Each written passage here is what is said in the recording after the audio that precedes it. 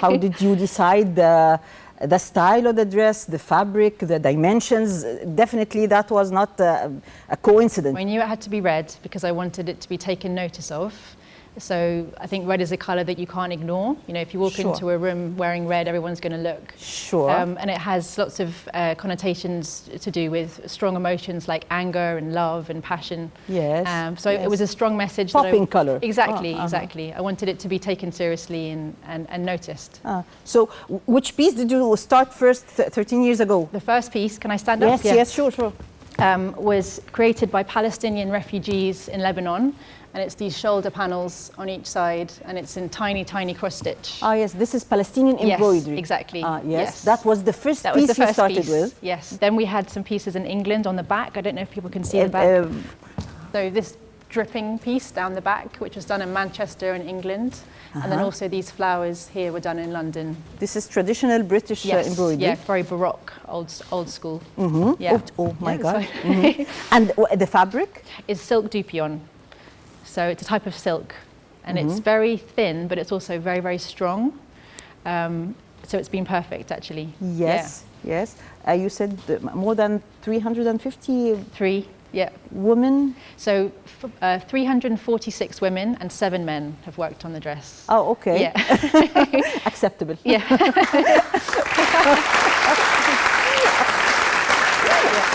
I'm joking. I'm joking. It's good. So how did you move this big dress, or how did you manage to assemble them? So I actually sent out pieces of fabric in the post for the most part. I didn't have enough funding to go into all the countries myself. So mostly they were sent out in FedEx or something and then sent back. But then sometimes if there was some funding, I could take the whole dress and it was worked on directly.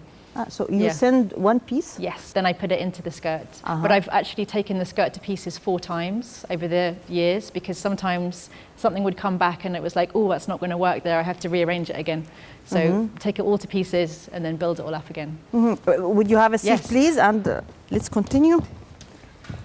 So the question here is, how did you get in contact with the artisans, with the ladies all over the world who made this embroidery? Yeah, so I used to tutor at the Royal School of Needlework in London. It's in Hampton Court Palace. It's a really big hub for embroidery. Yes. So they had lots of contacts that I could use. Also, I was working in London at the time as a fine artist. So again, I had a good network there. But actually most useful was I traveled all over the world when I grew up. I was a child growing up in many different countries. Why? My father's job. He used to work for Shell and then went into renewable energy. So every 3 years we moved to a different country. So we built up so many friends all over the world. So maybe that's why you're really open for ethnic cultures. Yes, exactly. That is my life, really. Yeah, I'm kind of lots of different cultures all mixed together.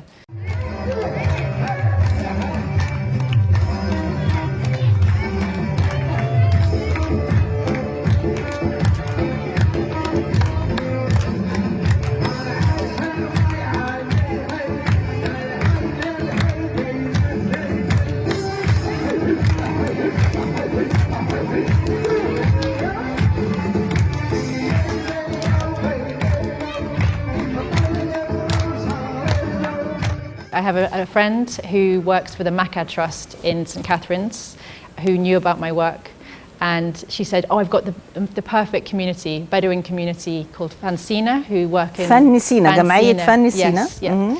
And she said, I'm going to go out in a few months to do some work, come with me. So I got to go and I brought the whole dress with me, which was very exciting. How lovely. And I met with Salima, who's the founder of Fansina, in her house, and I showed her the dress, but it looked very different then. It was hardly anything on it.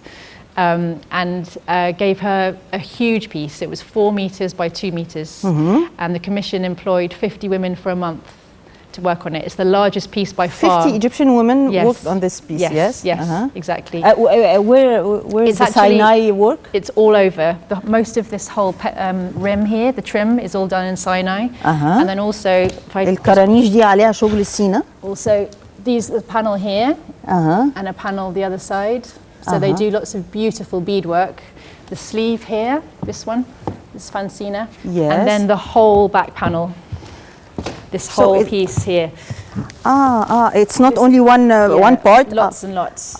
So this is the Sinai part. Yes. Beautiful. It is beautiful.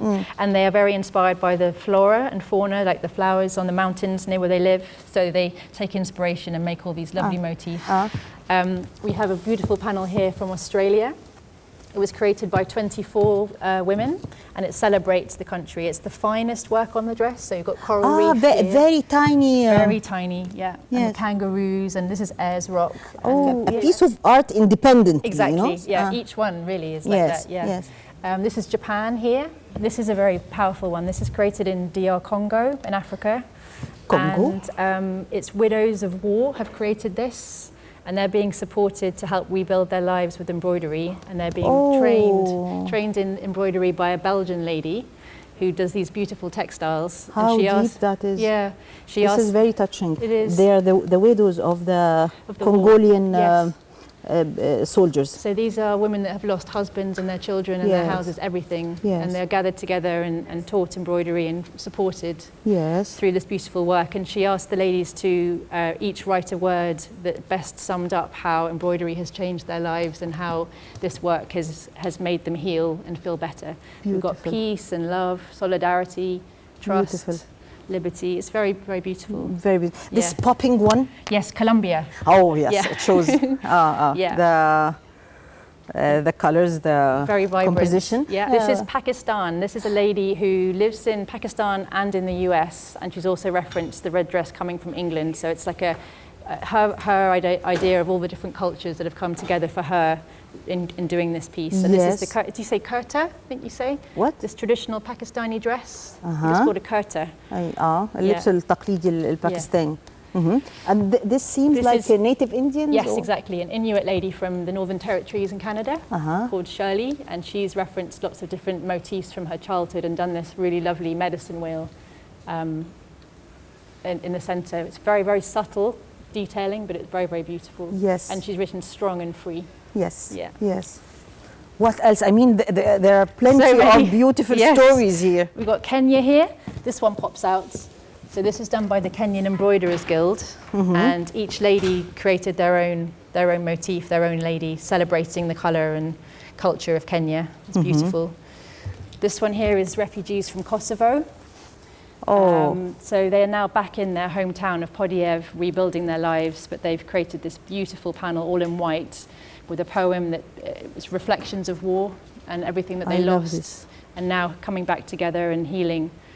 It's very powerful. I was there last year and I met the artisans and we exhibited the dress in Kosovo. It was beautiful. Beautiful, beautiful. From all continents. Yes. So this is Sweden. This is a violinist, classical violinist called Elmer Carr. This is Peru. And then round the front. And I'll go on the other side, okay. This is a young lady from Afghanistan, these front panels, and she's written in Farsi, here, even when I'm alone and in darkness, I still have hope. So she wrote this 11 years ago, and still Afghanistan is in struggle. It's very hard, it's very touching. This one is South Africa. This is a beautiful lady who lives in a township just outside of Cape Town, and these are little motifs from her life, celebrating her life and families. We've got mothers tending to their children and farmers with bison and pounding yams. I love it. And this pattern? It's Mexico. There's two from Mexico, these two triangles. I love them. It's beautiful. Kirsty, it's really gorgeous. It's really gorgeous. Thank you.